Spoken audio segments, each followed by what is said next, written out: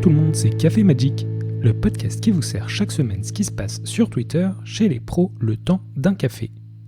Cette semaine, on repart sur des news avec des articles, des tournois et une controverse de podcasteurs. C'est parti pour l'épisode 31.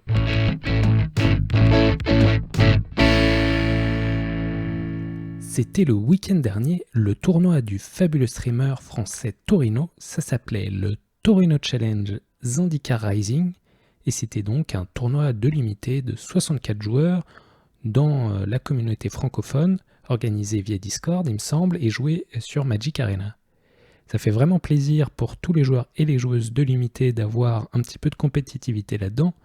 Les gens de chez Perf s'étaient chauffés, mais qui de mieux pour gagner ce tournoi, cette première expérience de tournoi limité par Torino, que Leland Palmer, alias Guillaume Gauthier, celui-là même qui nous apprend à chaque set sur magiccorporation.com comment drafter les nouveaux sets. C'était vraiment pas mal, moi j'ai pas participé, mais ça fait plaisir à voir une telle initiative, et Torino remet ça parce que le 12 et 13 décembre, il y a un nouveau Torino Challenge, cette fois-ci en Kaladesh. Bon, aujourd'hui c'est peut-être déjà complet parce que la dernière fois ça avait été rempli en 24 heures, mais suivez cet homme-là pour être au courant des prochains tournois. Ça semble bien parti, donc ça ne devrait pas s'arrêter. Ensuite, historique. MTG Data continue de nous régaler avec des tables et des tableaux et de la data pour mieux comprendre et analyser Magic. On va donc pouvoir voir l'impact de Kaladesh Remastered sur le format historique, quelles cartes ont été ajoutées, quels decks sont devenus plus forts, et donc grâce à ce tableau on peut voir toutes ces influences. Je rappelle que par exemple Sultai Midrange a gagné la carte Poussée Fatale, très bon removal pour un noir. Gobelin a gagné Chandra, Torche de la Défiance, très bon Planeswalker qui fait du midrange mais aussi surtout qui accélère en mana pour pouvoir jouer plus vite Muxus.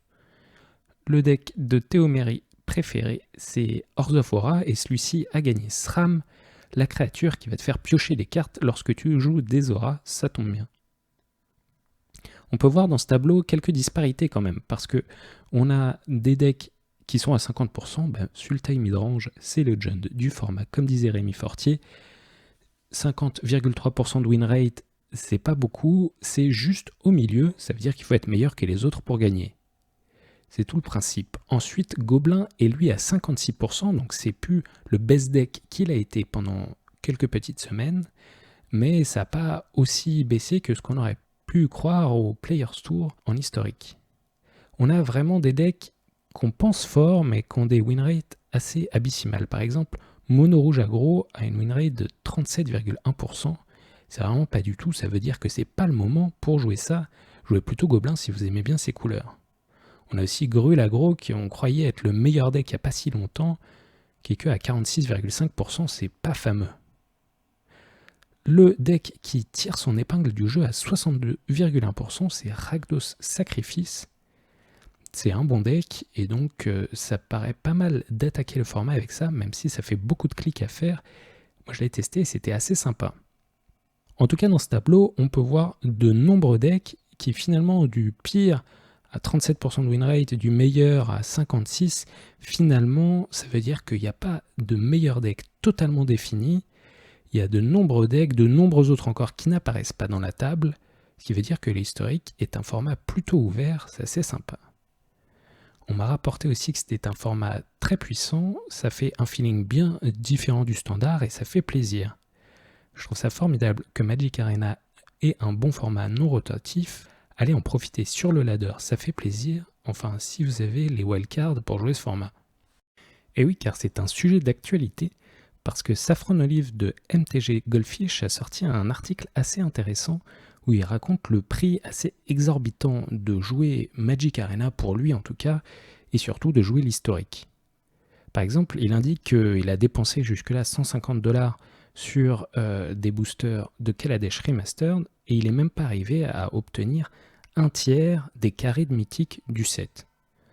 Bon, en même temps, avoir toutes les mythiques, c'est pas pour tout le monde, mais ça veut dire que quand, en plus des sets normaux, un set remastered arrive, ça fait d'un coup plein de nouvelles cartes à obtenir pour monter tous les decks. Il indique même que cette année, en un an, même pas un an, il a dépensé 1700$ sur Magic Arena. Ça paraît assez exorbitant. Magic est un jeu de luxe, etc. On en a déjà parlé. Mais j'aimerais revenir sur un point qui n'est pas si discuté dans cet article et dans les discussions sur Twitter autour de cet article. Finalement, Safran Olive, c'est pas n'importe qui. C'est-à-dire que c'est un content créateur, un créateur de contenu qui va faire des articles, qui va vouloir brew tous les decks et donc qui a besoin de toutes les cartes. Mais toi et moi, on n'a pas besoin de toutes les cartes, toutes les mythiques injouables ou toutes les communes et incommunes, c'est plutôt simple, mais on n'a pas besoin de tout. April King, la joueuse de longue date qui est connue pour du cube foil, qui était aussi avant une judge influente de la région de Minneapolis, a dit que pour la première fois, elle était priced out d'un format. Bien sûr, sans compter le vintage. Priced out, ça veut dire que c'est juste un format trop cher pour elle. Et bien sûr, elle parle là d'historique. Alors que elle, ça fait depuis plus de 20 ans qu'elle joue, elle n'est pas habituée à ça, et donc ça veut dire que l'historique serait extrêmement cher à jouer. Certes, mais finalement, il y a une question de point de vue. Est-ce que, pour un format non rotatif, on a besoin d'avoir tout le format ? Moi, ça me paraît être un concept qui est un petit peu différent de l'esprit d'un format étendu comme ça, où tu choisis un petit peu ton camp. Est-ce que tu as envie de jouer mid-range, et là tu achètes les nouvelles cartes qui vont autour de ça, ou tu es plutôt un joueur ou une joueuse de combo ou d'aggro. Finalement, si on pouvait avoir toujours toutes les cartes, est-ce que ça enlèverait pas le côté collection du jeu Magic ? Bon, bien sûr, ça c'est que mon point de vue. Venez me dire dans les commentaires des différentes plateformes ou sur Discord ce que vous en pensez. Est-ce que pour vous, c'est normal de vouloir avoir toutes les cartes d'un format, ou est-ce que ça fait partie de l'expérience du jeu de devoir grinder, de devoir choisir ses decks et de ne pas pouvoir tout jouer à tout moment ? Ensuite, Wizard of the Coast a annoncé une tripotée de nouveaux Secret Lair. Ils appellent ça un Secret Lair Drop, ça en fait 5 de plus, et on va voir ce qui se passe par ici. Alors, on a déjà un Secret Lair dont le thème c'est sur les écureuils. Il y a le nid d'écureuil, des cartes sympas comme ça, avec des illustrations somme toute assez jolies, assez rigolotes si c'est dans votre style.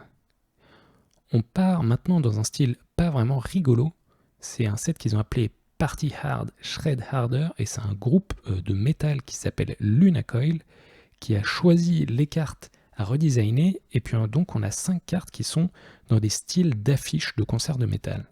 Je pense jamais rien vu de si différent en termes de design de cartes, vraiment allez les voir. Vous savez, on a ce style d'écriture assez incompréhensible des groupes de black metal, et on a des bonnes cartes comme Trophée de l'Assassin ou Dreadbore ou Anguished Unmaking, des bonnes cartes jouables avec un style complètement délirant. Pour changer totalement d'esprit, on a Happy Little Gathering, c'est-à-dire 2 terrains de base de chaque type, donc 2 plaines de îles, etc., tout illustré par Bob Ross.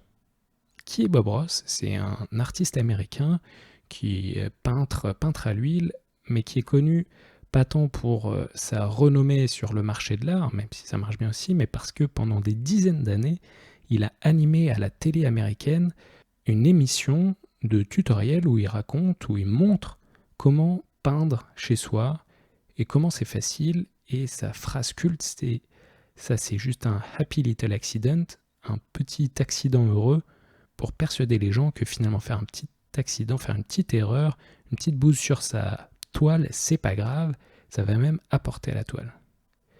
Moi, je vous conseille, si vous avez besoin de vous détendre, d'aller voir sur Twitch ou sur YouTube les émissions de Bob Ross. C'est vraiment relaxant de l'écouter. Moi, j'utilise ça parfois pour travailler. Et puis en plus, il fait des toiles assez jolies, un petit peu toujours dans un style similaire. Ensuite, un autre Secret Lair qui s'appelle A Box of Rocks. Ça, c'est juste des cailloux de mana qui sont joués dans l'EDH. Voilà, avec des illustrations alternatives. Si vous avez besoin d'une Commander Sphere ou un Arcane Signet, eh bien, allez voir par là-bas. Si vous en avez besoin, ça peut être sympa d'avoir dans le même bundle toutes ces cartes dédiées à l'EDH, avec une jolie, somme toute, illustration, et puis en foil ou pas en foil. Enfin, un concept que je trouve très intéressant, c'est une série artiste série Seb McKinnon. C'est-à-dire qu'ils sont allés voir l'artiste, l'illustrateur bien connu dans Magic, Seb McKinnon, et ont dit « Quelles 5 cartes est-ce que toi, t'aimerais réillustrer ? avec son style tout à fait particulier, et t'as carte blanche pour les illustrations. Donc moi, Sam McKinnon, c'est un artiste que j'adore parce qu'il est vraiment très particulier, il a son style instantanément reconnaissable, et en plus le bougre, il a choisi quelques bonnes cartes comme Damnation, mais aussi un marais qui est assez magnifique. Ces 5 cartes finalement racontent une histoire, je vous conseille d'aller les voir sur les internets. Ensuite, une controverse qui tâche qui a éclaboussé le pauvre Sam Black sur Twitter, ça s'est passé hier. Alors Sam Black, pour rappel, c'est un joueur pro qui est podcaster. Il a fait le podcast ProPoint avec Paulo Vito d'Amoda et Mike Sigrist. C'est un mec qui a une bonne réputation dans le milieu, il n'a pas des choses à prouver spécialement ou de rédemption à retrouver. Et c'est un joueur qui a perfé en construit, mais aussi qui est très fort en limité et qui est très connu dans la communauté de sa région de Madison. Et alors ce dernier, ce Sam Black, il demandait sur Twitter un partenaire de business pour se lancer dans un nouveau podcast. En fait, moi je parle et vous faites tout le reste. Et on coupe la poire en deux pour ce qu'on gagne, c'est-à-dire on fait 50-50. Donc en gros, lui, il vient avec les sujets. Son concept, c'est de parler de limité. À chaque épisode, il parle spécifiquement d'un archétype du format actuel. Et l'autre personne, elle fait l'édition, elle fait le post sur les différentes plateformes, elle fait la promo, elle recherche des sponsors, ce genre de travail de l'ombre. Donc il serait tout seul sur ce podcast et il cherche une autre personne pour faire tout sauf parler et partager ça à 50-50. Moi je trouvais ça plutôt fair, mais c'est pas passé pour tout le monde. Il y a une personne qui s'appelle sur Twitter The Manapool. En fait, Manapool, c'est un podcast Magic qui a apparemment 13 ans, donc pas mal la longévité, qui dit, en gros, qui paraphrase Sam Black en disant « Je fais ce qui est facile, vous faites tout le véritable travail et je vous gagne et je vous donne que la moitié des bénéfices. » Donc le mec est d'un coup super violent et lui dit « Casse-toi, c'est vraiment une tragédie que quelqu'un comme toi puisse penser que tu puisses profiter de tout le monde ainsi. » Donc le mec se fait traîner dans la boue par 2-3 personnes qui aiment bien sûr se jeter sur ce genre de controverse, et Sam Black se fait défendre par ses amis ou par d'autres pros qui trouvent que c'est tout à fait normal. Moi j'aimerais savoir ce que vous en pensez. Est-ce que vraiment 50-50 ça vous paraît faire? Parce que d'un côté on dit que Sam Black il fait pas tant de travail parce qu'il ne fait que parler, mais il vient avec les sujets et surtout il arrive avec une expertise de 20 ans de jeu Magic, donc ça se paye, et surtout il vient avec une notoriété. La personne de l'ombre finalement peut de n'importe où faire ce travail et puis gagner de l'argent de la manière la plus fair qui soit. Après peut-être que ça devrait être 25%, 75% ou 30-40, 10-90, je sais pas. Qu'est-ce que vous pensez? Est-ce que c'est fair? Dites-moi sur les commentaires ou sur le Discord, et sur ce, je vous dis à bientôt. Et voilà, c'est tout pour cette semaine sur Café Magic. Je vous dis à dimanche prochain.